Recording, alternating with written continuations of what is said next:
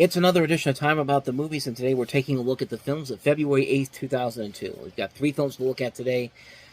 Like I said at the end of last week's, the last episode I did, this episode is going to feature pretty much a shit sandwich, pretty much, because you've got two movies as the bread that are really, really terrible and not that great, and then you have this one movie in the middle that's probably the best thing about the entire sandwich. Even though the third part of the sandwich, there's some aspects of it that are kind of interesting. You'll see what I mean when we get to that. But let's talk about this first movie we have here, and that is Arnold Schwarzenegger in a new film from the director of The Fugitive, and that is Collateral Damage.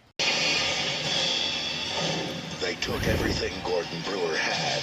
The guerrillas call it collateral damage. Except his rage. The assassin is back in Colombia. But you cannot take the law into your own hands.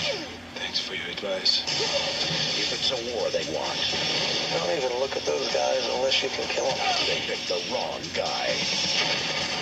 Arnold Schwarzenegger. Collateral Damage. Rated R. Starts February 8th at a theater near you. In the movie, Arnold Schwarzenegger plays a Los Angeles firefighter who seeks to avenge his son's and wife's deaths at the hand of a guerrilla commander who travels to Colombia and faces his family's killers. You also have Elias Koteas in here, Cliff Curtis, John Leguizamo, and John Turturro.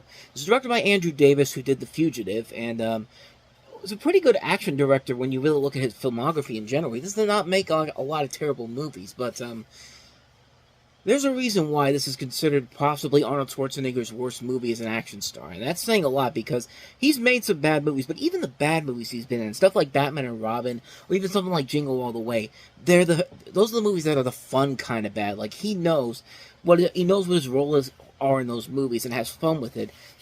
This is probably the single worst thing he's ever done. And I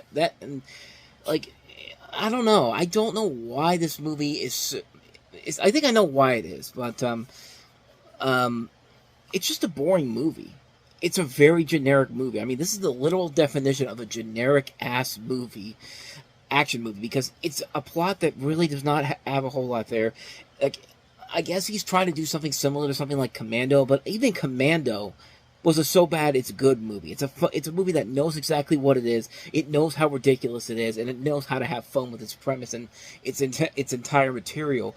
This is just plain garbage. I mean, this is a boring movie, and I don't know why. It just didn't work as well as I think it should. I mean, it's a movie what I feel like should have so much more to it, and it just doesn't have it, man. But then again, probably the September 11th attacks had an effect on it. Maybe there was something big planned for this movie, because this was originally supposed to come out not but 3 weeks before September 11th. I mean, this movie had a trailer that was basically showing a major bomb attack in the United States. It was supposed to come out on October 5th of 2001, but it was postponed because of the September 11th attacks, and Warner Brothers basically removed the movie from the websites, radio stations, TV, movie theaters, because they had promos already out there. All the trailers and posters were basically recalled, and so they basically redid the film all over again, and they had to redo the ending all over again. And apparently Sofia Vergara actually had a role in this movie as an airplane hijacker. However, that was cut from the movie as well, which not gonna lie, I probably would have liked to have seen that. Maybe it's on the DVD. I don't know. I wanted to see what Sofia Vergara was like as an airplane hijacker. I feel like that. It could either be really interesting because it would be so out of character for her, or it could be really, really bad. But yeah, part of me thinks that maybe because of September 11th and the fact that they had to change the ending around, basically I think that may have hurt the film in the long run. But even then, nothing about the rest of the movie really made it that interesting. It's a boring movie. It's a film that, a movie like this needs to have the Arnold Schwarzenegger that we know and love about him. Like the fact that he can be the action star and know that he knows he doesn't need to take himself too seriously, and knows that he has the quippy one-liners and has the fun action sequences to work around him. He can make it work. Like Eraser is a movie that's not that great, but that movie still has a lot of things about it that are really, really fun. The climax when he takes out the bad guys with a train and he calls James Caan on the phone. It's just like, you've just been erased, and like that stuff like that works. Like I said, Batman and Robin, Jingle All the Way. Those are movies that know how to use Schwarzenegger, even though the movies are not that good to begin with. This is a movie that just feels really, really dull and really, really boring. And for Andrew Davis, who is a really solid action director and has made some pretty good movies, this is not one of his better movies. This is a really, really boring movie on a number of different levels, and it just didn't work. I mean, it's not a good movie. It's a really, really bad movie. It's a boring film. It's not that interesting. It's not that engaging. You expect so much more with Arnold Schwarzenegger involved, and it's just not there, man. And it's a shame, because a good, fun, bad Arnold Schwarzenegger movie can really be a good, fun time. But this is certainly not that movie in particular, and it's you can feel the effects of it in this big time. So that's Collateral Damage. So let's go ahead and look at probably the overall best film we have this weekend. It's one you really would not expect to be that way. Frankie Muniz, Amanda Bynes, and Paul Giamatti in Big Fat Liar. Open the gate, you moron! On February 8th, You're all fired! Frankie Muniz and Amanda Bynes are taking down It's payback time. the meanest man around. Call or die? Do you really think it's gonna work? We're moving into phase 3. Back off, man! Big Fat Liar. They told me to pick up a little blue car. They didn't say anything about a little blue man. Rated PG. At theaters Friday, February 8th. Like I said, a movie that you probably would not expect to work in any way, shape, or form, because it looks like a goofy kids comedy, but at the same time, that's kind of the charm of it. I think the filmmakers that made this movie pretty much knew that was what they were going into here. You basically have a storyline here where you have a plot that's very similar to The Boy Who Cried Wolf, where Frankie Muniz is a 14-year-old compulsive liar whose creative writing assignment is called Big Fat Liar, and it's stolen by an arrogant Hollywood producer, played by Paul Giamatti, who later plans to use it to make the fictional film of the same name.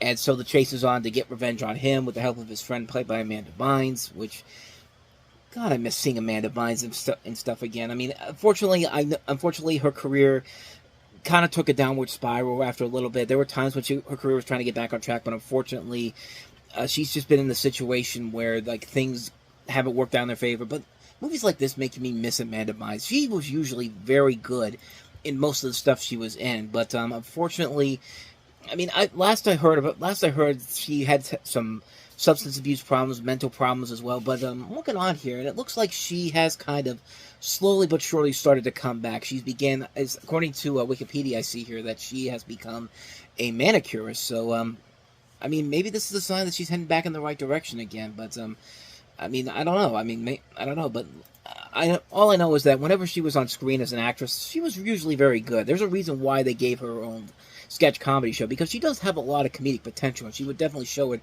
throughout much of this decade in the 2000s. But as far as the movie goes, this is a really fun movie. It's a movie that knows how...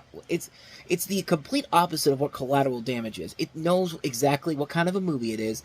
It basically wants to appeal to kids, but knows that the adults need to have some fun with it as well. And I think Ryan Robbins and Dan Snyder, who wrote the script for this, did a pretty good job of handling that. And Sean Levy, who I really liked as a director, he knows how to make fun movies in general. I like a lot of his movies that he directed. I mean, I like this movie. I really like Just Married, which I thought was a silly, fun movie.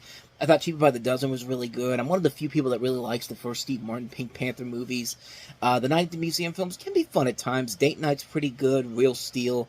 The worst thing I think he's ever directed overall was The Internship. That was just a bad movie in general. But overall, I really like him as a director, and he knows what he needs to do to entertain people. And this is one of those movies where I think it does a very good job of handling that. And everybody in here is a lot of fun to watch. Frankie Muniz and Amanda Bynes have some really good fun chemistry together.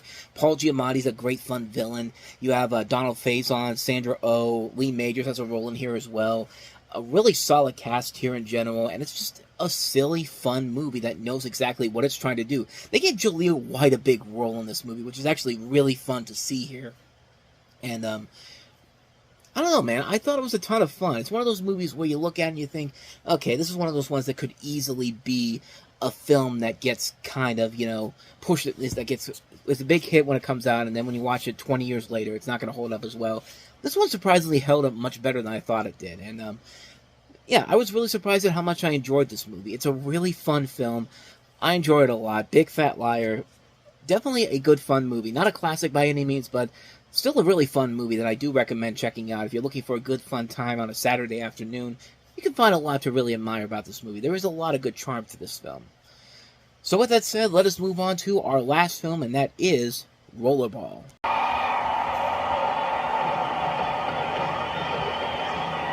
You think you can play? What's it gonna be? After them.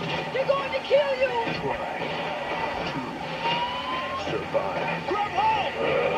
From the filmmakers that brought you The Fast and the Furious and Die Hard. They're gonna kill somebody.